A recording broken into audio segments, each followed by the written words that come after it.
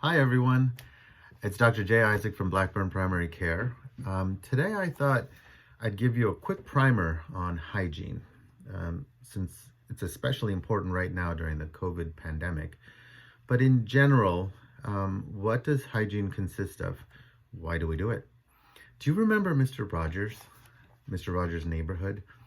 He'd come into his house or whatever that was, and he'd take off his sweater, put on a different sweater, take off his shoes, put on his inside shoes, and, it was all very quaint. But it was the right thing to do. It's always the right thing to do. The way to look at hygiene is if you keep your home clean, keep it clean, wipe down counters, vacuum, cleanliness, as they say, is next to godliness. I'm not sure how that works out, but be that as it may, in a lot of cultures, Asian cultures especially, when you go into somebody's house, you take off your shoes. But there's a reason for these things. So if your home is your sanctum and it's clean, and the outside world is not clean, there could be, if you live in South Asia, for example, there could be cholera and typhoid and all kinds of stuff out there which you don't want to traipse into your house. So when you come back to the house, imagine you're bringing stuff with you. So if you're bringing stuff with you, then one of the things you should do is take off your shoes somewhere near the entrance where you come in, and take off whatever outer shell of clothing you have and wash your hands. Now you've shed whatever was outside. You're practicing hygiene. You come into the house, into your clean home. Hopefully you keep it clean. You're not bringing anything with you. And the same thing applies for your pets, for example. If your cats go outside, for example, and come back, they could be carrying toxoplasmosis. So they go into their to their little kitty litter.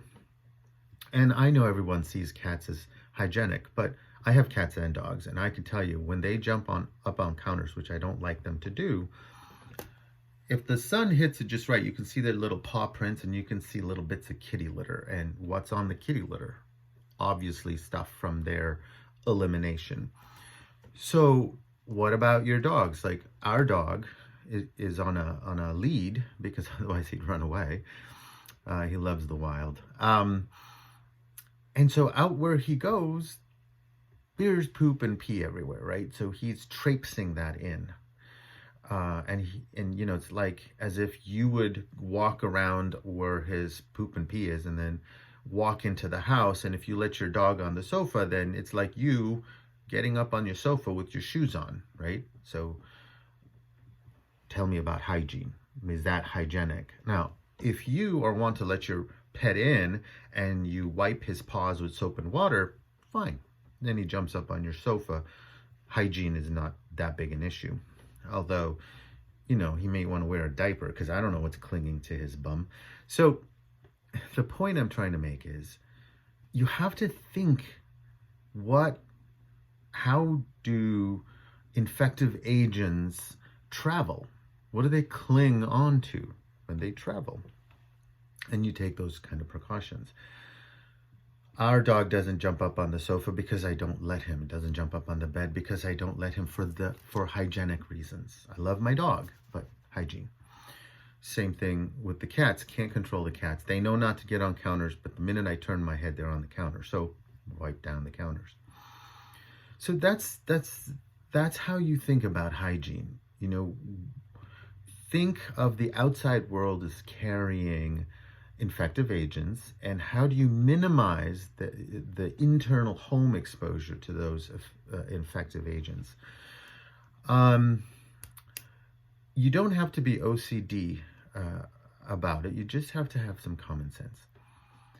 Now, in terms of COVID, you obviously have to take far more precautions about what you're bringing into the house. When you go grocery shopping and you bring things in, okay, I would suggest you get a towelette, dab it in soap and water, a little bowl of soap and water, and wipe down everything. The vegetables and fruits you can wash separately, soap and water, but wipe down. You have a carton of milk, right?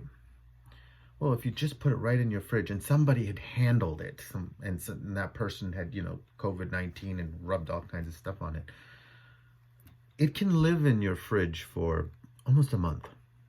It's cool in there, it's dry in there, perfect environment to really allow SARS-CoV-2 to,